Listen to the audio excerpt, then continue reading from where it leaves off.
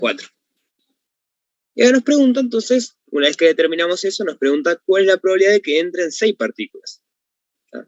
Y acá hay una parte que es clave, que es esta, es que el promedio está calculado en una ventana de tiempo de 1 milisegundo, y la pregunta es una ventana de tiempo de 1 milisegundo. Esto es importante. El promedio ese que tenemos que usar tiene que estar calculado en el mismo intervalo de tiempo que queremos hacer la pregunta.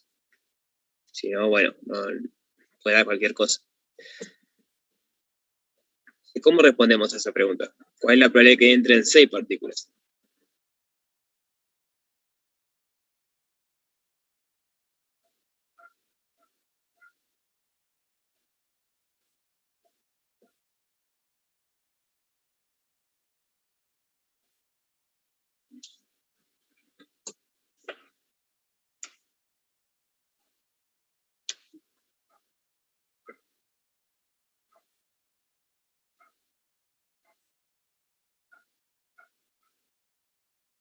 Entonces, me parece que ahí va lo que dice Alex, ¿no? Pero si hubiésemos entendido bien de un principio que era Poisson, la pregunta era fácil. Entonces, volvamos a qué era Poisson. Poisson, a partir de una frecuencia media lambda, lo que hace es calcular la probabilidad de que pase eventos en esa ventana de tiempo.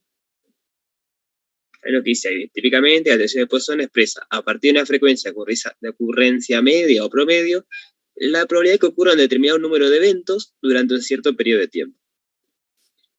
Entonces, si la pregunta nuestra acá es, ¿cuál es la probabilidad de que entren 6 partículas? Debe decirnos que el K tiene que ser 6. Entonces, la respuesta de esto es simplemente P de X de 6. P de X de 6. Que va a ser, bueno, a la menos 4 por 4 a la 6 sobre 6 factorial.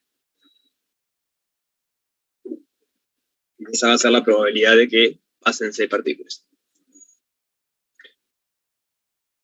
Bueno, hay que tener cuidado con eso de reescalar la ventana del tiempo, porque suponete, está buena la pregunta, ¿no? Porque en principio, como muy reducido, en la práctica después igual es así, ¿no?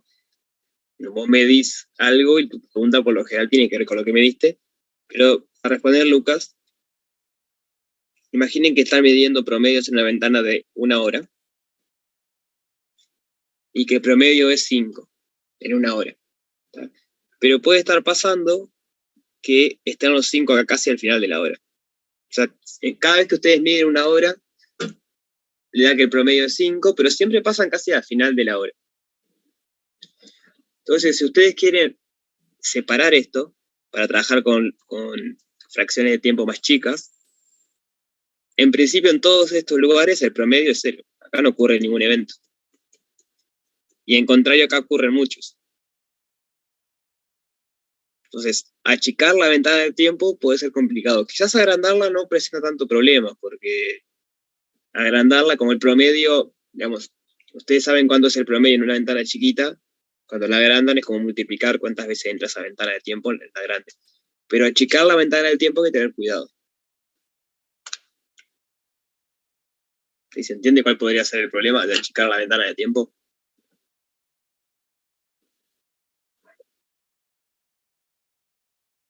Bien.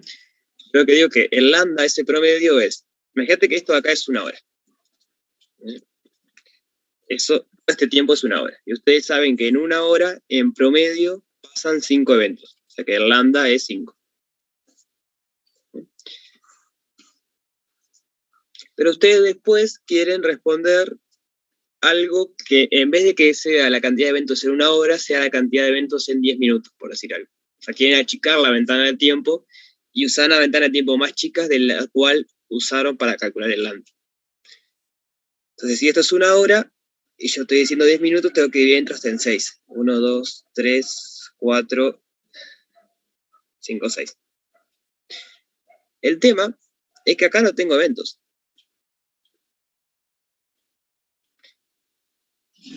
Son ventanas de 10 minutos donde yo podría realizar una pregunta, pero el lambda ese que yo calculé 5, cuando sos chico la ventana ya no es muy certero, porque de hecho acá en 6 intervalos de 10 minutos el promedio no va a ser 5, porque en todos estos es vacío. O sea, tiene promedio 0, digamos.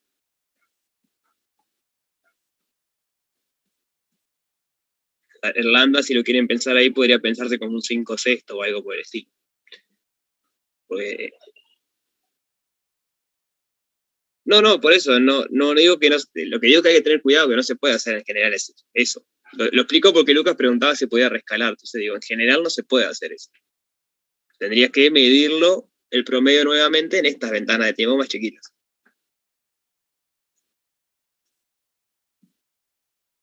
Por eso lo importante es, para estar seguro que todo funciona, es yo mido el promedio en una ventana de tiempo y hago la pregunta en la misma ventana de tiempo, como pasaba acá. El promedio era en 1 milisegundo y la pregunta es en 1 milisegundo. Entonces está todo bien.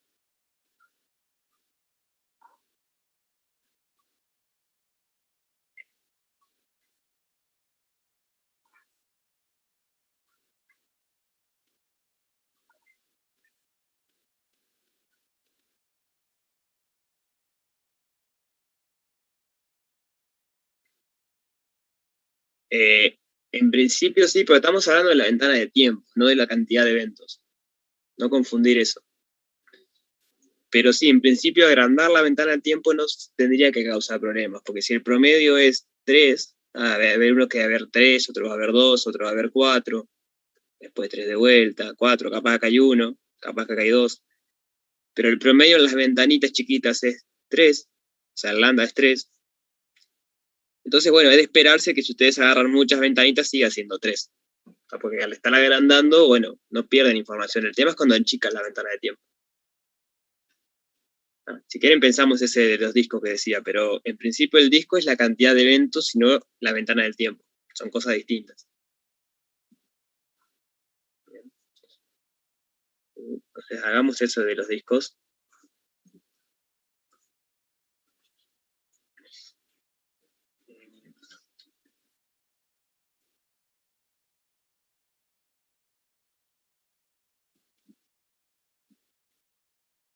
¿A este es al que te referías?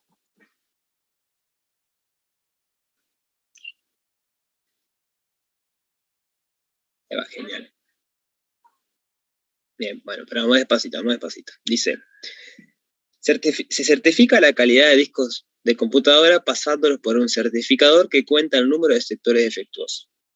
Una determinada marca de discos tiene un promedio de 0,1 sectores defectuosos por disco. O sea, cada disco tiene 0,1 sector defectuoso. Entonces, calcular la probabilidad de que, bueno, varias cosas. Les vamos de a poco. La parte A es, un disco que se inspeccione no tenga sectores defectuosos.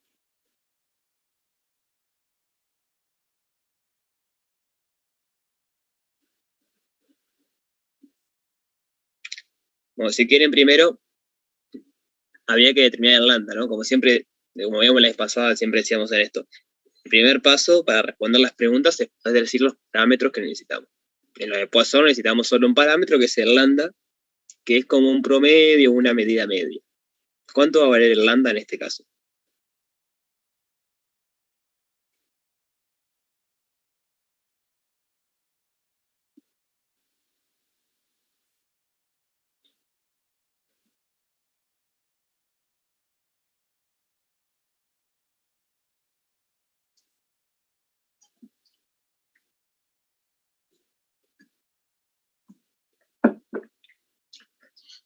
Ahí va el promedio, es 0,1. Bien. Y la ventana del tiempo, ¿cómo se podría pensar? Porque un disco no es una ventana de tiempo. Pero ¿cómo podríamos asociarle una ventana de tiempo al disco?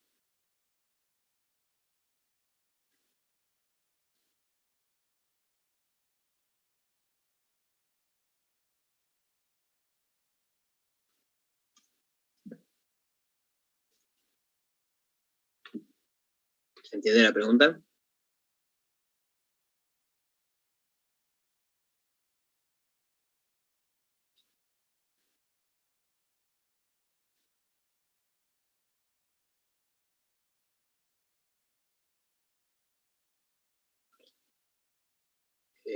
Acá dice como un 1. No entiendo qué quiere decir un 1. O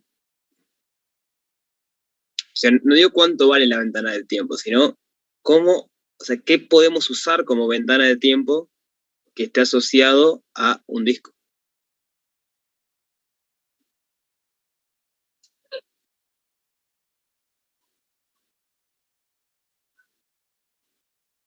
Pero eso no es un tiempo.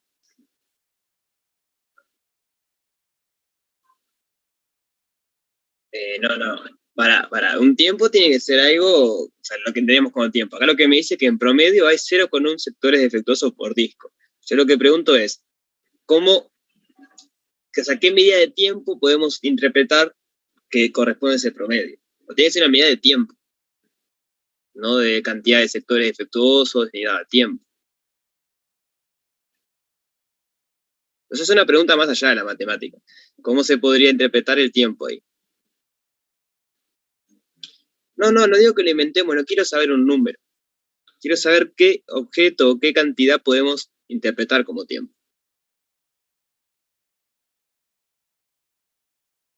No, no importa.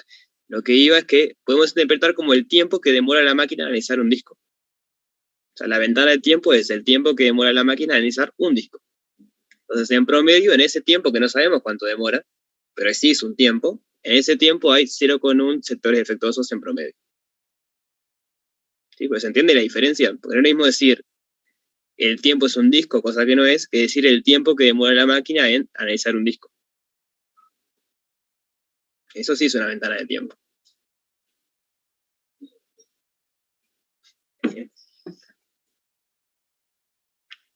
Entonces digo, el ejercicio no lo pregunta, pero está bueno eso, porque en principio la de Poisson era en una cierta ventana de tiempo había un promedio de eventos. Bueno, ¿cuál es la ventana de tiempo en este caso? Bueno, el tiempo que demora la máquina en analizar el disco.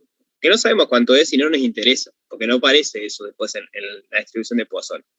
Pero está bueno normalmente entender cuál es el tiempo que está en juego. Entonces, el lambda es un décimo. Parte A me dice calcular la probabilidad de que un disco que se inspeccione no tenga sectores defectuosos. Entonces, la ventana de tiempo es el tiempo que demora en analizar un disco. ¿Qué quiere decir que ese disco no tenga sectores defectuosos?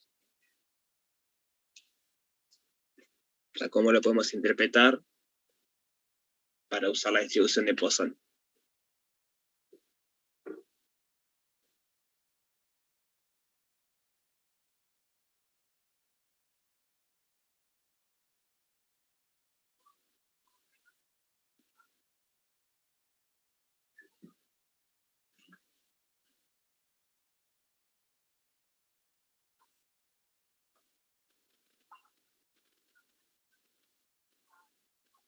Claro. O sea, esa variable de que vos decís es justamente la Poisson. Recuerda, la Poisson lo que hace es, en una ventana de tiempo fijada, en este caso la ventana de tiempo es el tiempo que demora la máquina a analizar un disco, me calcula la probabilidad de que pasen K eventos. Entonces yo quiero que un disco tenga 0 sectores defectuosos, es que pasa K, el evento sería sector defectuoso, pasa K igual 0, en la ventana de tiempo que es la máquina demora en analizar un disco. Entonces sería P sub X de 0. Ahí eso es E a la menos lambda, que es menos un décimo, por lambda a la 0, un décimo a la 0, sobre 0 factorial. Ahí me termina quedando E a la menos un décimo. ¿Sí se entiende esa parte?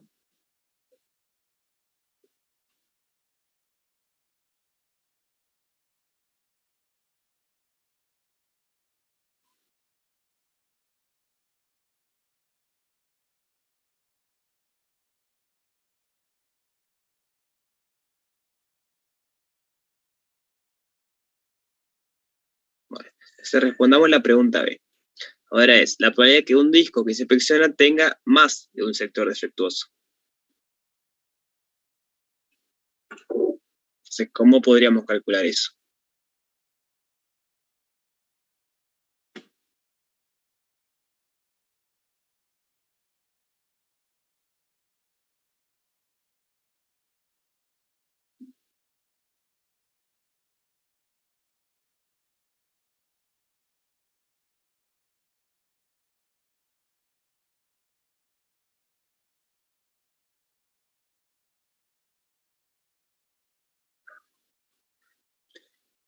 Ahí va, ¿no? En un principio que tenga más quiere decir que, bueno, que esto vale 1, más 2, más 3, más 4, más 5. Pero eso es hasta infinito. Entonces no es muy cómodo hacerlo así. Se puede hacer. Pero lo más cómodo es hacer el complemento, usar que va a ser 1 menos la probabilidad de que pase 0, o sea, que no tenga sectores defectuosos y que no tenga un sector defectuoso, ¿no? Porque me dice que tenga más de 1. Que tiene que tener 2, 3, 4, 5. ¿Sí? ¿Se ve eso?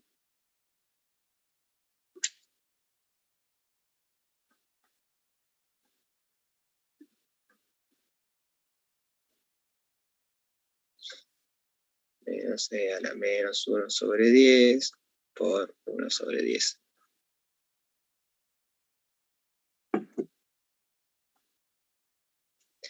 Uno menos e a la menos 1 sobre 10 por 1 más 1 sobre 10. Así que va a ser 1 menos 11 por e a la menos 1 sobre 10 y esto sobre 10. Esa va a ser la probabilidad de que haya más de un sector defectuoso.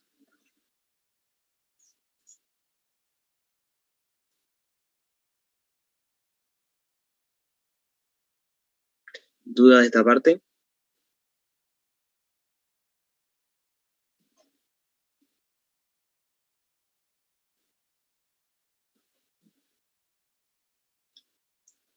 ¿Los demás? ¿Venimos bien?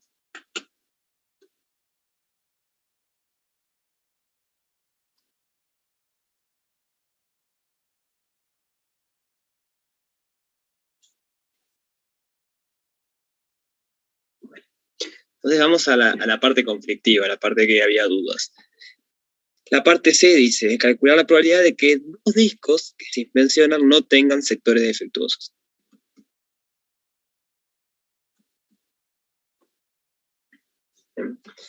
C es calcular la probabilidad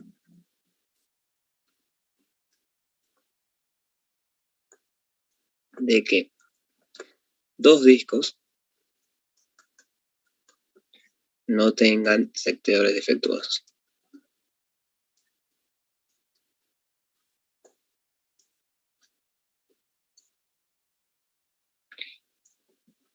Entonces pensemos unos minutitos, ¿qué podríamos hacer ahí? Con un disco ya sabemos la respuesta. El tema es que ahora tenemos dos discos.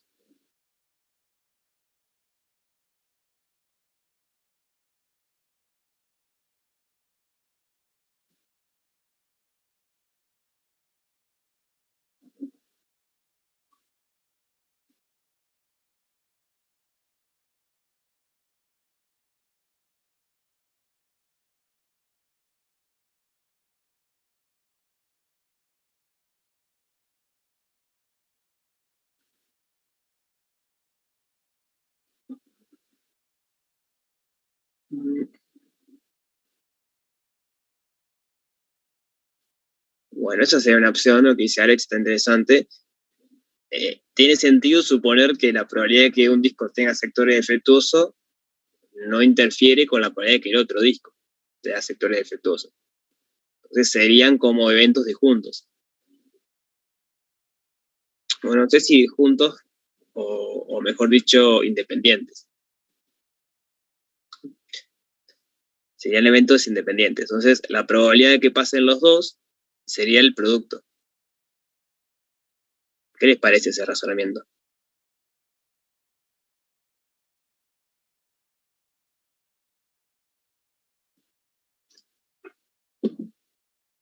Yo defino, por ejemplo, A1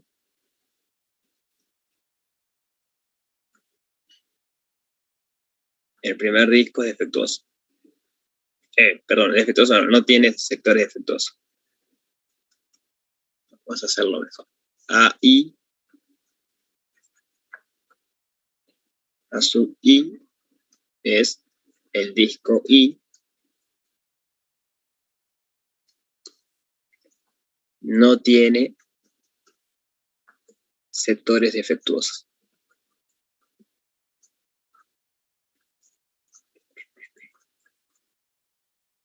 Entonces, lo que queremos calcular es la probabilidad de A1 intersección A2. O sea, que pase que A1 y A2, ambos no tengan sectores defectuosos. O sea, ambos discos estén bien, digamos. Y la sugerencia de Alex es, bueno, si podemos demostrar o nos convencemos de que son independientes, esto tendría que ser la probabilidad de A1, que lo sabemos, por la probabilidad de A2, que también lo sabemos. Porque son discos por separado. O sea, la probabilidad de que un disco no tenga sectores defectuosos, perdón, es a la parte A, creo. Sí.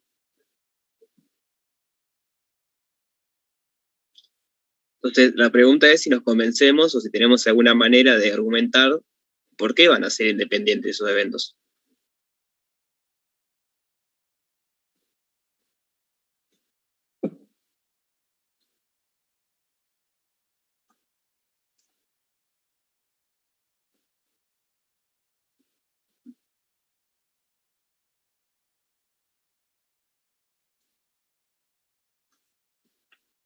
¿Les parece?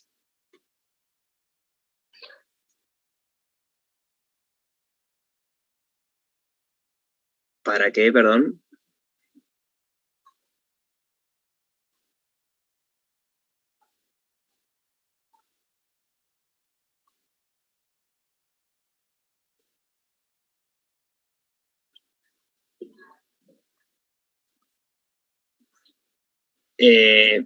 No está del todo bien lo que dijiste, pero es equivalente a esto. Lo que vos decís es, por ejemplo, la probabilidad de A1 sabiendo A2 es la probabilidad de A1, por ejemplo. Pero eso es equivalente a que pase eso, ¿verdad? Esto pasa si solamente sí. O sea, ¿cómo era la condicional? Era A1 intersección A2 sobre probabilidad de A2. Entonces, si vale lo rojo, esto es la probabilidad de A1 por la probabilidad de A2 sobre la probabilidad de A2. Tacho esto y me queda la probabilidad de A1.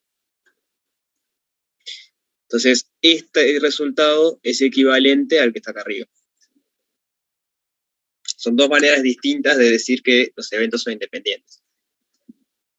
Entonces, yo lo que quiero es que ustedes se convenzan de alguna manera, no demostrarlo, sino convencerse a ver si tiene sentido pensar que esos eventos son independientes. O si hay algún argumento para decir, no, mira, capaz que no, capaz que la máquina, si en un disco encuentra sectores defectuosos, y el otro también va a encontrar.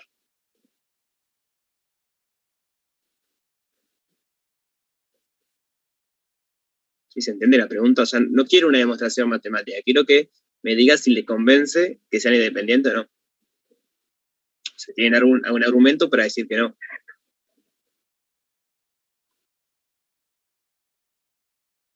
¿No? El resto de qué opina. ¿Tiene sentido que pensemos que son independientes esos eventos?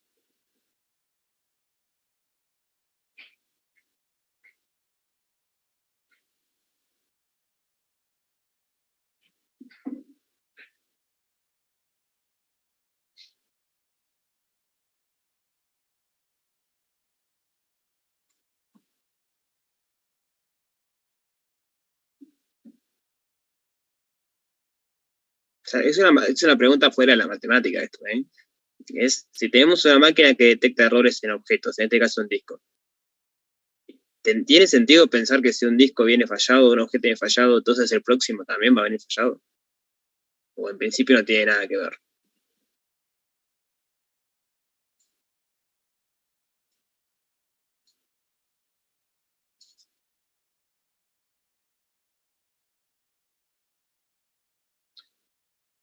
O sea, no tiene por qué ser así, ¿no? Tiene sentido pensarlo eso. Entonces, son independientes. Esos eventos son independientes. La máquina lo que hace, agarra un disco y lo analiza. Agarra otro disco y lo analiza. Que un disco tenga sectores defectuosos no va a inferir, no va a hacer que el otro disco también tenga sectores defectuosos, porque la máquina analiza uno a la vez. Agarra uno, analiza, dice, bueno, este está defectuoso o no. Agarra otro, analiza, dice, bueno, este está defectuoso o no. Y así va, uno tras el otro, uno tras el otro. Entonces son sucesos independientes. Entonces esta formalita vale. Bien. Entonces para culminar, es que la parte A del ejercicio este, calculamos la probabilidad de ahí. O sea, no importa quién sea ahí. Y era el P sub X de 0. Para que haya 0 sectores defectuosos.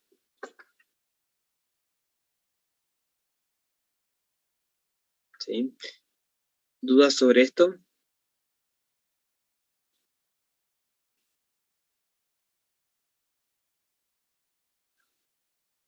Bien. El resto, como venimos.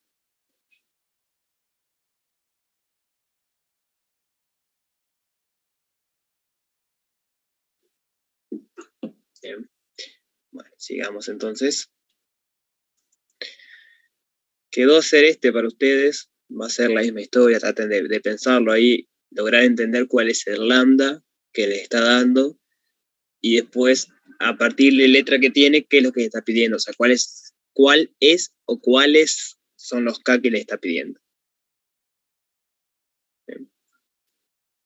Entonces pasemos al ejercicio 9, que está interesante también.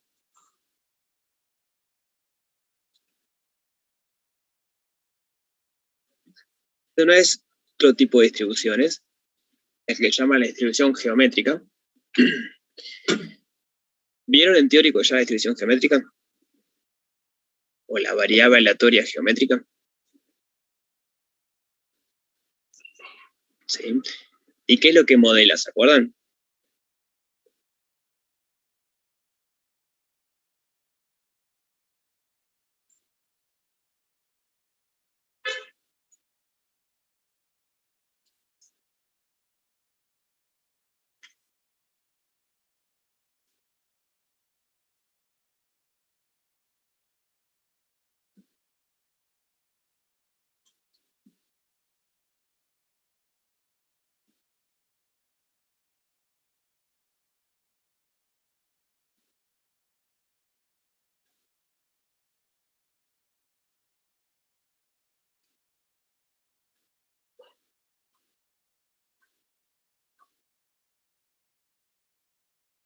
Ahí va. Esto es lo que hace. ¿Ah? Entonces, tenemos, ahí va, tenemos un Bernoulli. Si quieren, Bernoulli es el evento aquel de solo éxito o fracaso. Y lo repetimos hasta conseguir el primer éxito. Repetimos un experimento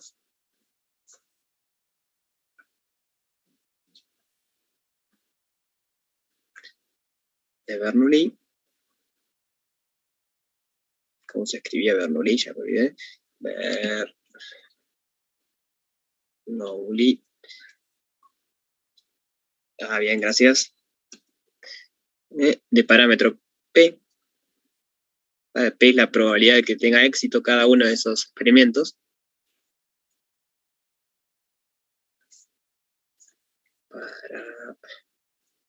Parámetro P. Y lo importante es que lo repetimos de forma independiente. Entonces repetimos el experimento de Bernoulli de forma independiente.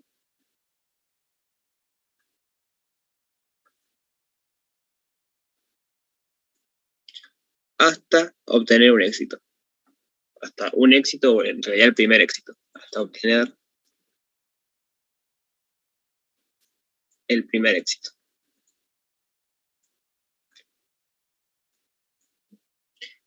Entonces lo que le pregunto ahora es, entendiendo eso, ¿por qué la distribución de probabilidad me queda 1 menos P a la K menos 1 por P? A ver, pensemos eso un segundo. ¿Por qué si la geométrica me modela esto, su función de distribución o función de probabilidad tiene que ser eso?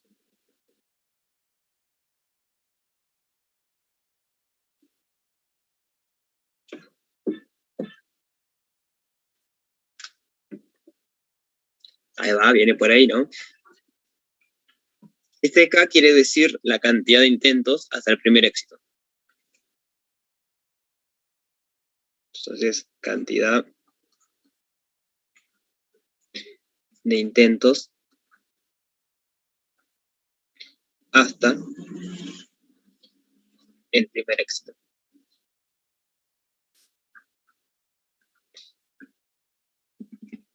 Entonces, esto quiere decir que yo tuve K-1 fracasos y tuve un éxito. Entonces, eso es lo mismo que la probabilidad, si quieren, de fracaso 1, intersección fracaso 2, intersección fracaso 3, intersección fracaso K-1, intersección éxito. ¿Y por qué eso rosado me queda lo azul? ¿Dónde está la clave para que me quede lo azul?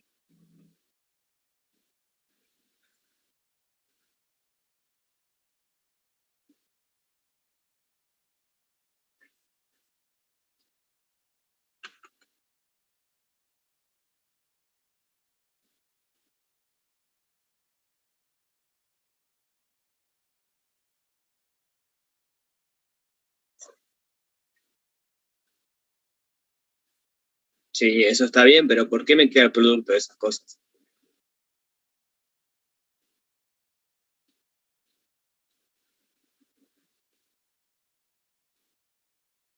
Porque lo que está en azul sería la probabilidad de fracaso 1 por la probabilidad de fracaso 2 por así hasta probabilidad de éxito.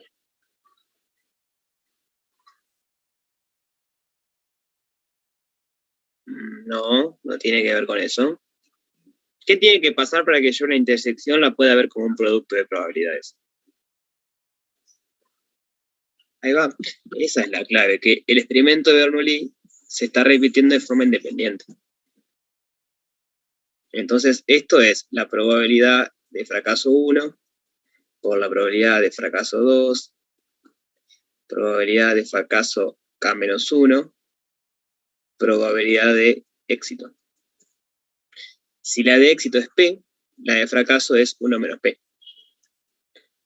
Y como conseguí el éxito en el intento K, tengo K-1 fracasos.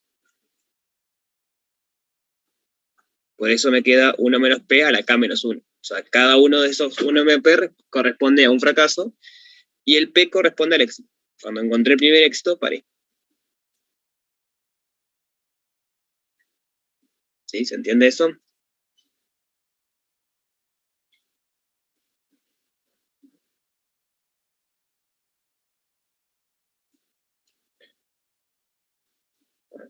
Entonces, esa formulita tiene sentido porque justamente estamos repitiendo los experimentos de forma independiente.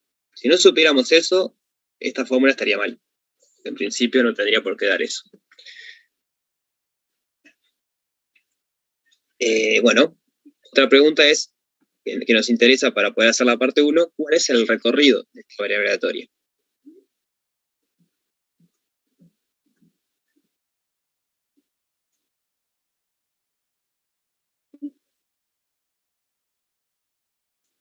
Entonces, recuerden que es el K en este caso. El K es la cantidad de intentos hasta el primer éxito. Entonces, ¿cuáles son los posibles valores de 1 a infinito? ¿No? En el mejor de los casos tengo que intentar una vez y tengo éxito. En el peor de los casos siempre fracaso y nunca termino. Pero no puede ser 0, por ejemplo, porque no puedo sacar éxito si ni siquiera intenté una vez. En principio va de 1 hasta más infinito. Bueno, no tiene sentido ponerlo así. Vamos a ponerlo mejor. 1, 2, 3. Sí. ¿Y se entiende entonces por qué empieza el 1?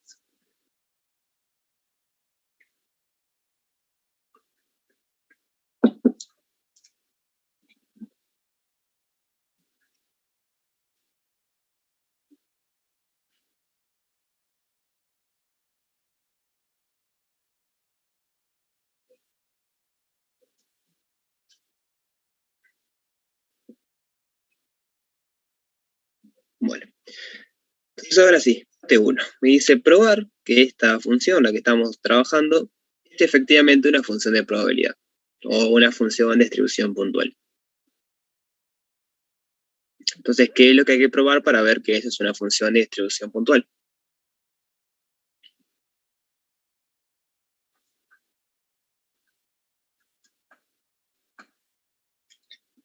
Función de distribución puntual, ahí va. Si la suma de los K en el recorrido de la función esta me da 1.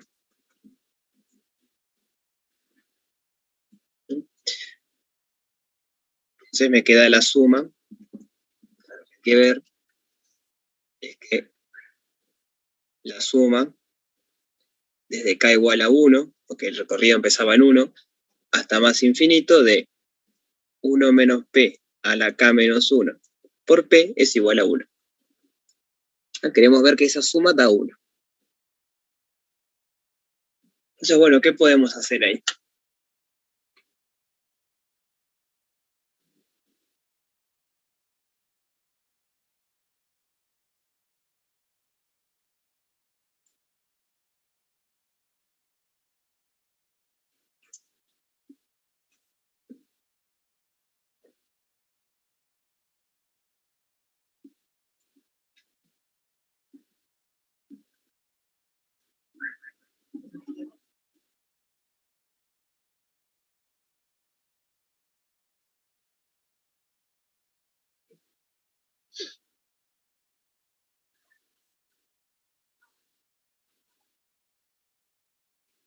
Bueno, no del todo, ¿no? A ver, R de Newton era que A más B a la n era la suma desde k igual 0 hasta n de combinaciones de n en k por a la n menos k por b a la n. O sea, en principio, no solo le faltan las combinaciones, sino que estos exponentes no son lo mismo, ¿no? O sea, hay un producto ahí sí de P y cosas, pero no sucede con eso.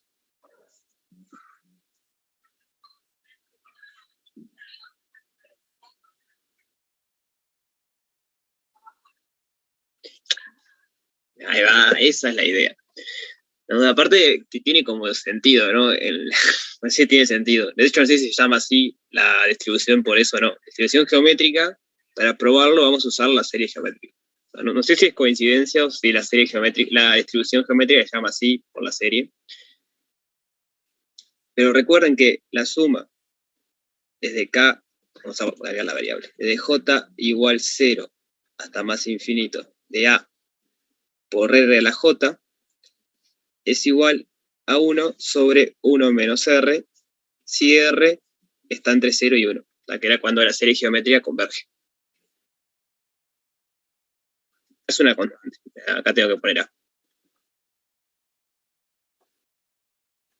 Entonces acá lo importante es a es una constante y esto se llama serie geométrica.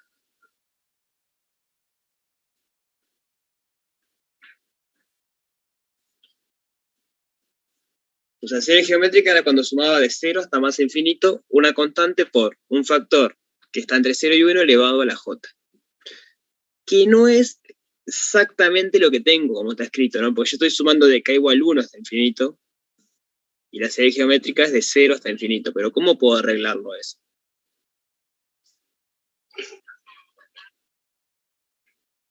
Sí, en este caso hay otra manera de hacerlo porque el exponente tampoco es k, es k menos 1. Entonces, ¿qué podría hacer?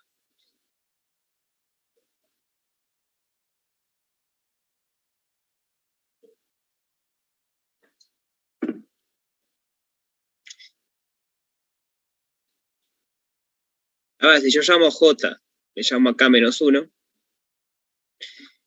que k empiece en 1 quiere decir que j empieza en 0. O sea, esto es igual a la suma desde j igual 0 hasta más infinito de 1 menos p a la j nada más, no a la k menos 1 y a la j menos 1 a la j, por p.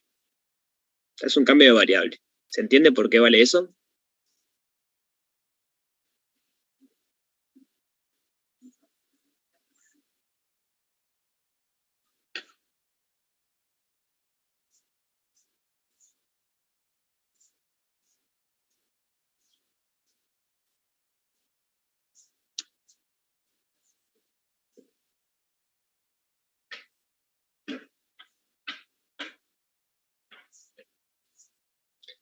Ahí va, de alguna manera tiene que hacer que la suma empezara en 0 para que poder aplicar el resultado de la geometría.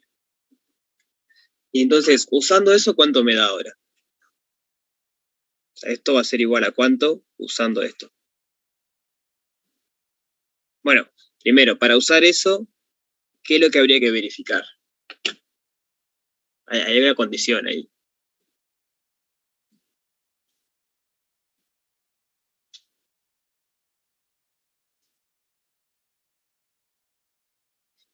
Ahí va, que 1 menos P tiene que estar entre 0 y 1. ¿Y eso lo podemos asegurar?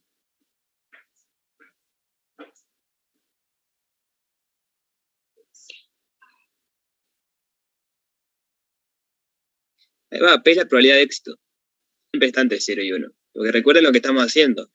Es un experimento de Bernoulli donde tiene una probabilidad de éxito P.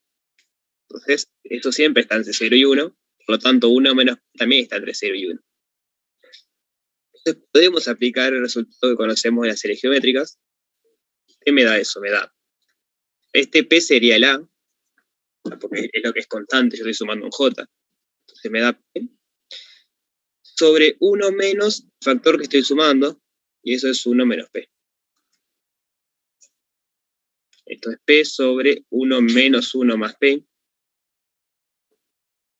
Esto es P sobre P. Esto es 1. Entonces la suma de todos esos me da 1. Usando la serie geométrica de vuelta, ¿no? Si no nos acordábamos de eso, no era tan sencillo verlo.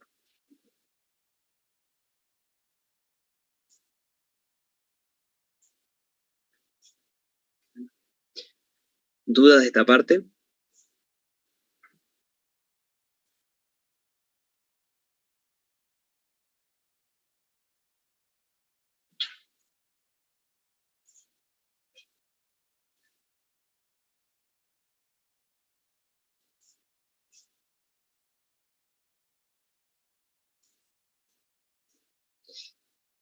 Y bueno, son cosas de cálculo 1 o 2, no sé cuándo es que se veía serie, creo que en 2.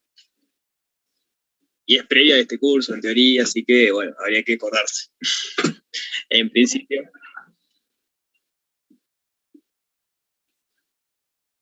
Pero con fórmulas de estadísticas. No sé si, o sea, estadística de probabilidad. No sé si con cualquier cosa. Esto tienen que hablarlo bien con los de teórico.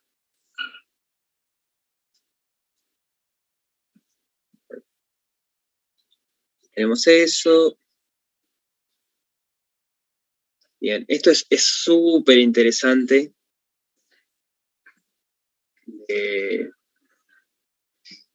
Este tipo de variables aleatorias, creo que se llama la pérdida de memoria. Es un resultado muy interesante de las variables aleatorias geométricas. Y pérdida de memoria hace referencia a esta propiedad. La probabilidad de que la variable aleatoria tome valores mayores a m más n, sabiendo que es mayor a m, es igual a la probabilidad de que sea mayor a n nada más. Es como que no recuerda que ya fue hasta m y empieza a contar de m en adelante. Por eso pérdida de memoria, digamos. Cuando llegó hasta m, es como que volvió a empezar y no se acuerda, entonces en realidad le da la probabilidad de que x sea mayor a n nada más.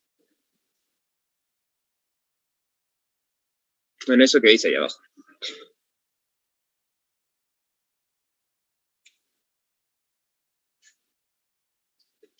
¿Sí se entiende por qué se llama pérdida de memoria?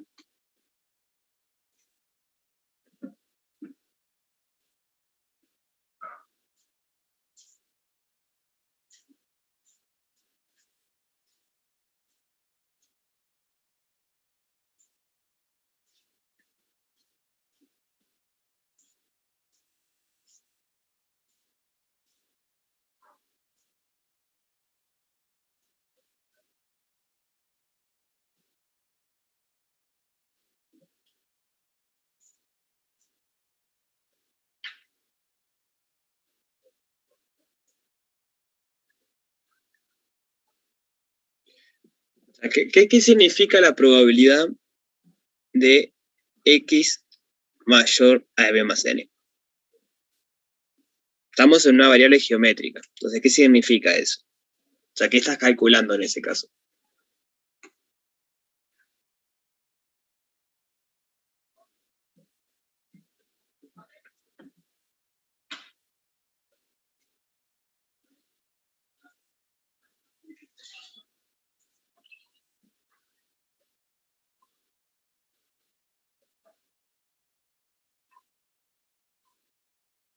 Ahí va, estás calculando la probabilidad de que el primer éxito suceda después de m más n intentos. Entonces, eso es esa probabilidad, pero en realidad lo que estás acá es la probabilidad de esto sabiendo x mayor o igual a m. Entonces, ¿cómo podemos interpretar eso? ¿Qué sería ahora esa probabilidad?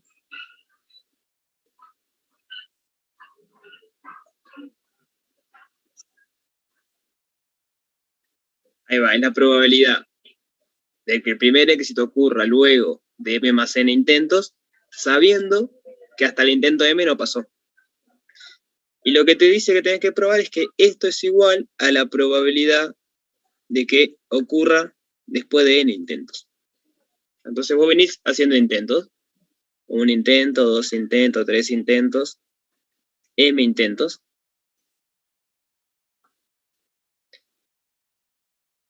Digamos, hasta acá son m. Y si vos sabés que en esos m intentos no tuviste éxito, después es como que empiezas a contar desde acá. Y te olvidas que ya probaste m intentos. Bien. Acá estaría n intentos. Entonces, por eso es pérdida de memoria. Es como que si hasta acá no tuviste éxito, a esta variable no le importa eso. Empieza a contar de acá de vuelta. Entonces, bueno, ¿cómo podemos probar eso? ¿Qué se le ocurre hacer para empezar?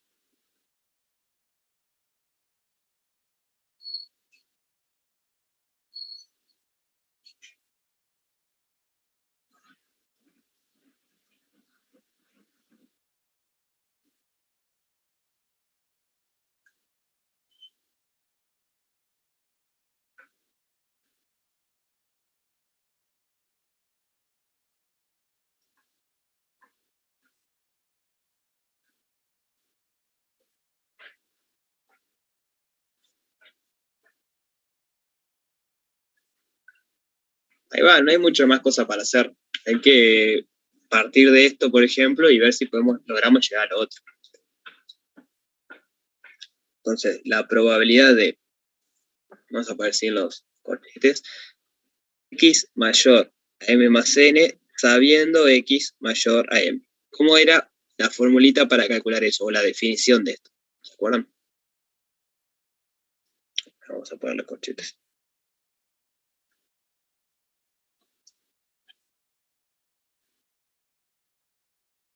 Ahí va.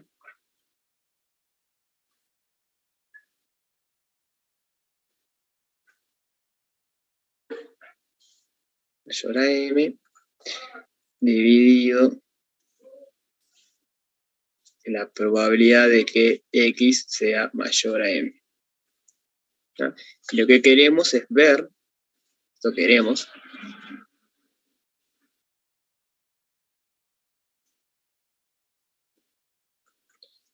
ver que esto es igual a la probabilidad de que x sea mayor a n.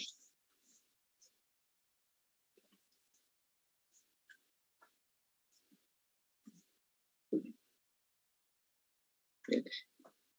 Esto en principio tendría que ser sencillo. ¿Cómo calcula la probabilidad de que x sea mayor a m? ¿Qué otra manera tenemos para calcular eso?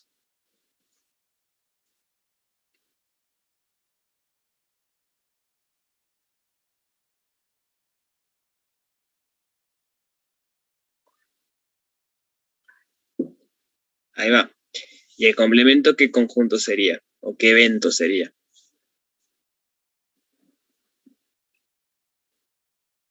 Ahí va. Entonces, 1 menos la probabilidad de que esto sea menor o igual a m. Por otro lado, podemos hacer lo que dice Alex. Ver, o sea, estudiar qué pasa con esto, y lo que vamos a tener es que este evento está incluido acá adentro. ¿No? Porque si el primer éxito pasó luego del intento m más n, es claro que también pasó luego del m, porque m más n es mayor que m. Estando acá en el dibujito este azul y rojo, si el intento pasó acá, Entonces también pasó más adelante que M. Por otro lado tenemos eso. Tenemos que el evento X mayor o igual, no, mayor, perdón, M más N, intersección el evento X mayor a M, es igual al evento X mayor a M más N. Bien. Y entonces podemos calcular su probabilidad.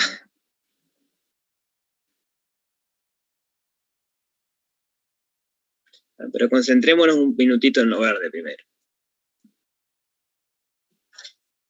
¿Cómo nos quedaría esa probabilidad?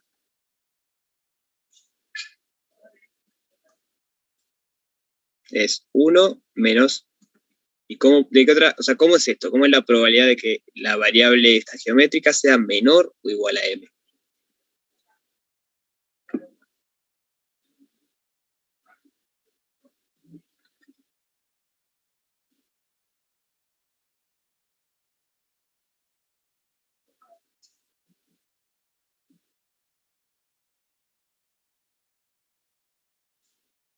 Recuerden que son eventos independientes.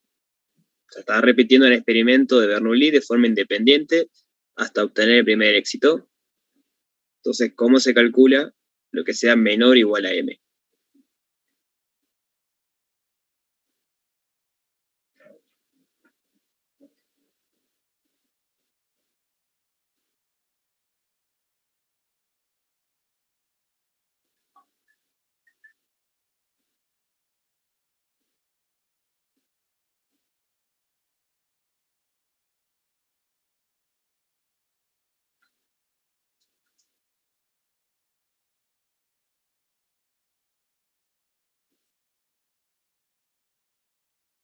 ¿Se entiende la pregunta?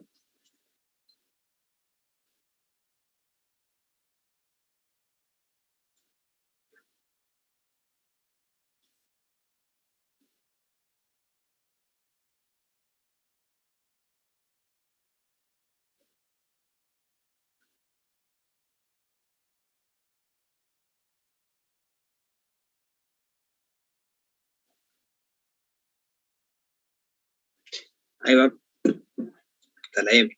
Entonces va a ser menos la suma desde K igual a 1 hasta M, porque es menor o igual a M, de, bueno, la función esta que calculamos antes, K.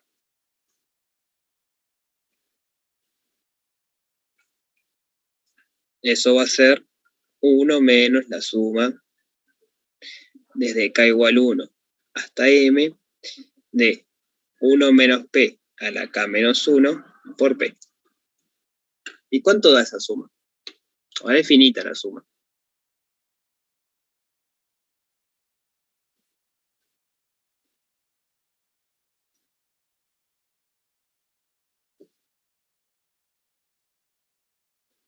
¿Se acuerdan de ese resultado de serie? O sea, no es una serie en realidad, porque es finita, pero se ve cuando trabajan serie geométrica.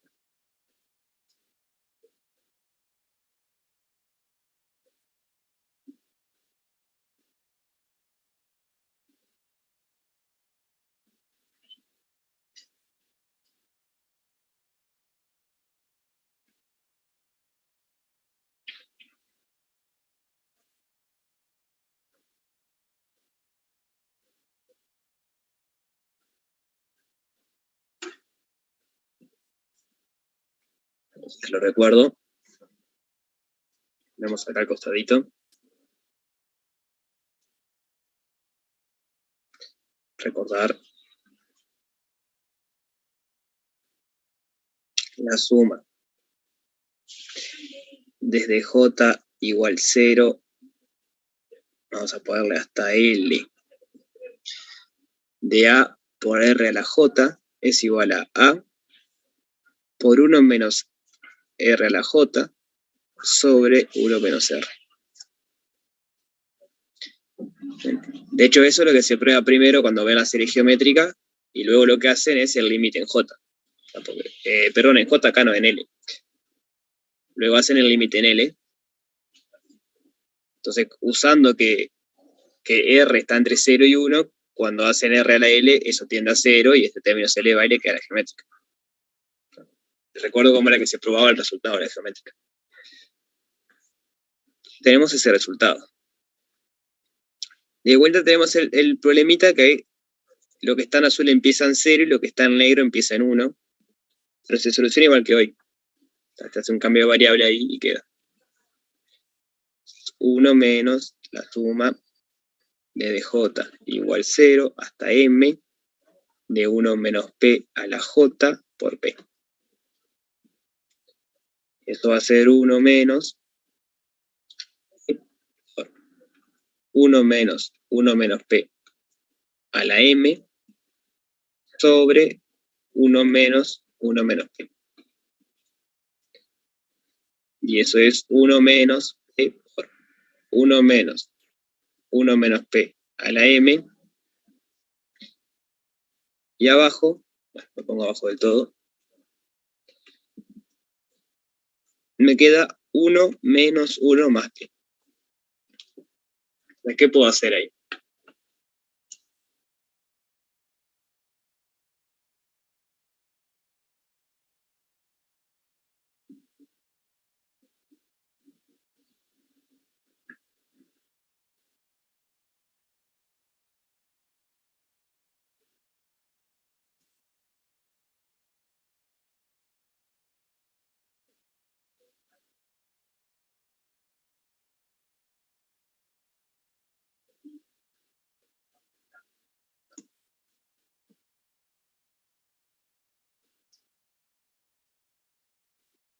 Ahí va, ¿y qué es lo que se puede cancelar?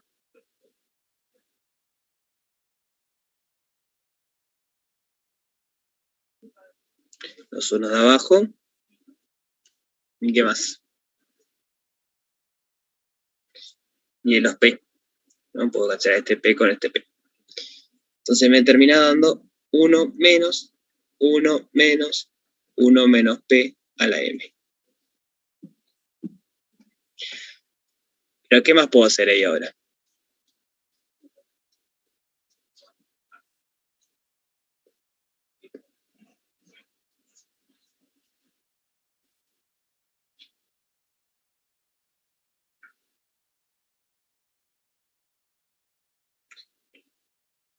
Ahí va a cancelar los 1, ¿no? Puedo hacer distributiva de este menos. Esto es 1 menos 1 más 1 menos p a la m.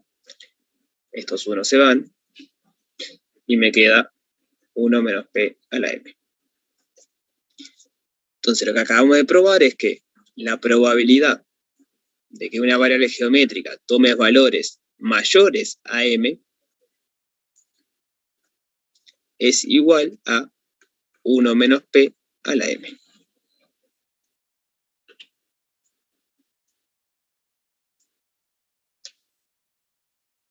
¿Sí? ¿Se entiende el procedimiento? ¿Quieren repasarlo?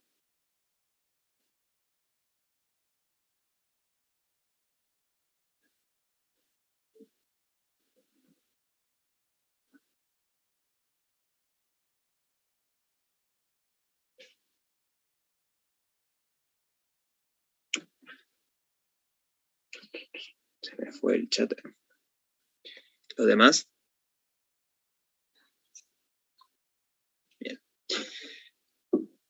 Entonces, tenemos esa probabilidad, y aparte la presentación de que sea el compañero, que el evento x mayor a m más n intersección x mayor a m es igual al de m más n. Entonces, aplicando lo mismo, la probabilidad del evento x mayor a m más n va a ser 1 menos p a la m más n. Entonces ya está, ahora hay que juntar todo lo demás y tenemos, ¿no?, la probabilidad de x mayor m más n, sabiendo que x es mayor a m. Por definición es la probabilidad de x mayor a m más n, intersección x mayor a m sobre la probabilidad de x mayor a m. Por la cuenta que hicimos recién, esto es 1 menos P a la M más N sobre 1 menos P a la M. ¿Y cuánto me da eso?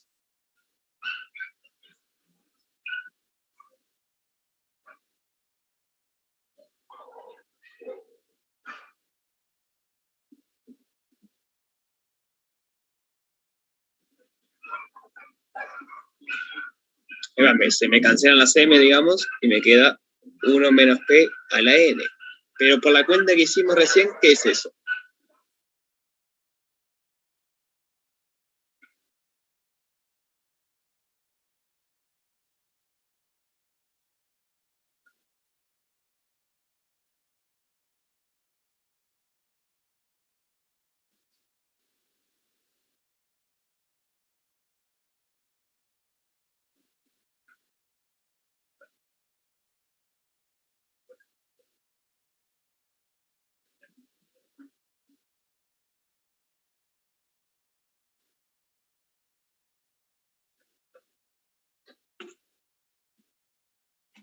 Es la probabilidad de que X sea mayor que N.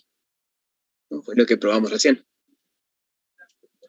1 menos elevado a algo es la probabilidad de que la abreviatura tome valores mayores a ese algo. Entonces, esto que está acá, vamos a ponerlo abajo mejor, para seguir con la línea esta. Esto que está acá no es otra cosa que la probabilidad de que X sea mayor que N. Ya lo que queríamos probar, que esto era igual a esto. Bien. ¿Dudas sobre esto?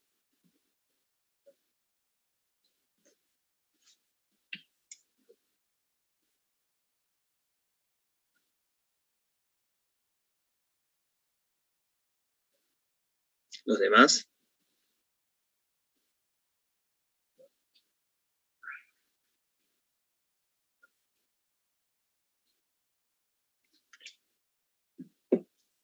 Entonces, para terminar hoy, me gustaría hablar un poquito de... Tenemos 5 minutos, no es tanto, pero hablar del último ejercicio. Y bien interesante.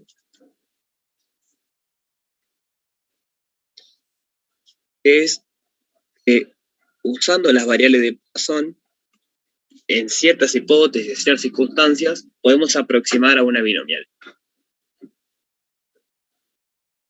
¿Sí? Y la hipótesis que tiene que pasar es esto. Es que n por la probabilidad n, o sea, esta probabilidad es la de la binomial, sea igual a una constante lambda. En particular, P sub n tiene que tender a 0. O sea, porque si n crece, para que n por algo me dé una constante, P sub n tiene que tender a 0. O sea, lo que están diciendo es que si tienen un experimento con una probabilidad muy chiquita de que pase algo y hacen muchas veces el experimento, n es muy grande porque quieren hacer límite cuando n tiene infinito, pero la probabilidad de que en cada una sea éxito es muy chiquita, entonces lo pueden aproximar por una variable de Poisson.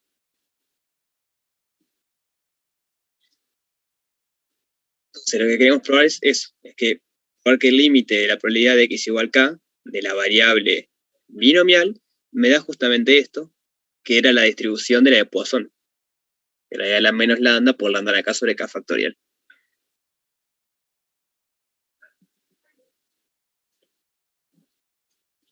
¿Qué se les ocurre hacer para empezar?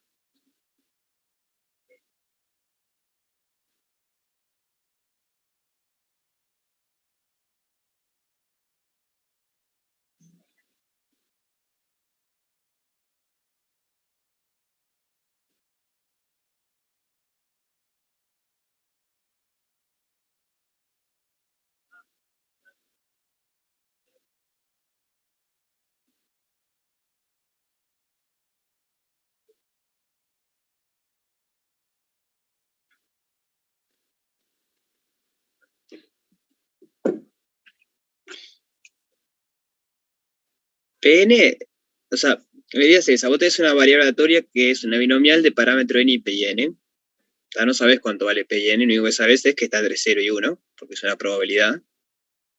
Pero lo que tiene que pasar es que Pn tienda a 0, porque N tiende a infinito. Entonces la única manera que se cumpla de eso es que N decrezca cuando N crece. Entonces,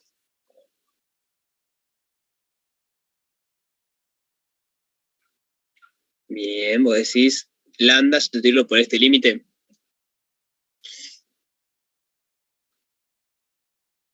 Sí, pero por ejemplo, E a la menos lambda sería E a la menos límite, y eso está raro.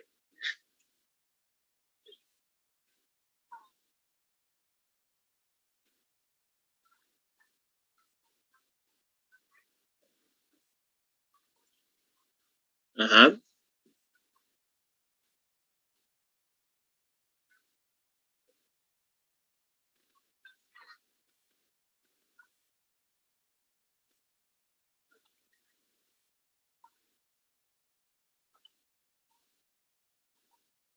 Bien. Entonces, lo que dice la compañía se puede resumir en probar, olvidándonos los límites, probar que la probabilidad de que X tome la variable K sea igual a E a la menos NP sub N por NP sub N a la K sobre NP sub N factorial. Entonces, haciendo el límite de ambos lados para que la igualdad siga valiendo, tenemos el resultado. El límite en N. ¿Cómo podemos seguir entonces? Esto es lo que hay que probar.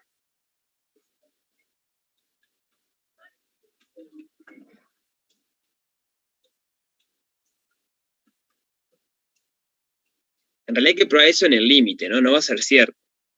O sea, no va a ser cierto para cualquier N. En el límite va a valer. La sugerencia, de hecho, es usar Stirling, pero se puede usar otro resultado igual. Pero hay que probar esto en el límite. Entonces les cuento un poquito cómo sale, lo podemos ver después de turismo igual. Pero la idea es, esto sabemos cuánto es, porque es una binomial. Entonces es combinaciones de n en k por p a la n por 1 menos p a la n menos k.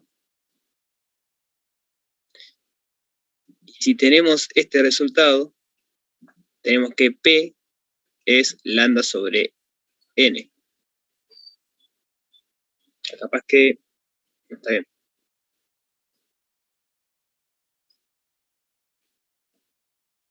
Voy a pasarlo así. Si lambda es igual a np, entonces p es lambda sobre n.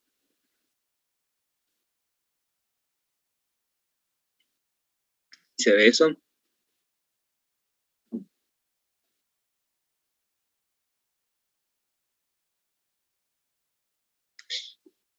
Se puede sustituir acá. Me va a quedar combinaciones de n en k por lambda sobre n a la n por 1 menos lambda sobre n a la n menos k.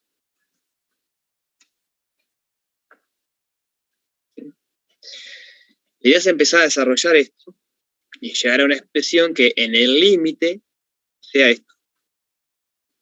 En el límite, ¿no? Porque queremos probarlo en el límite. No sé si vale la pena verlo ahora en realidad, porque ya estamos en la hora y va a llevar unos minutitos. Si quieren lo piensan, ¿no? Es hacer una cuenta que no es tan complicada. Piensen cómo sería el desarrollo de Taylor de esto, si quieren. Va a salir. Pero lo vemos bien después de turismo. Pero bueno, si quieren verlo es eso. Hay que hacer esa cuenta y ver cómo se vincula eso. Siempre en el límite. O sea, la igualdad va a valer en el límite. Sacamos el límite, no tiene sentido.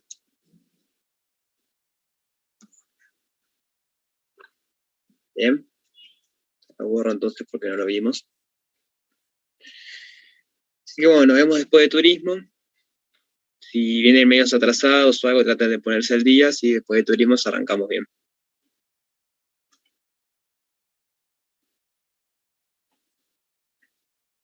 ¿Mm?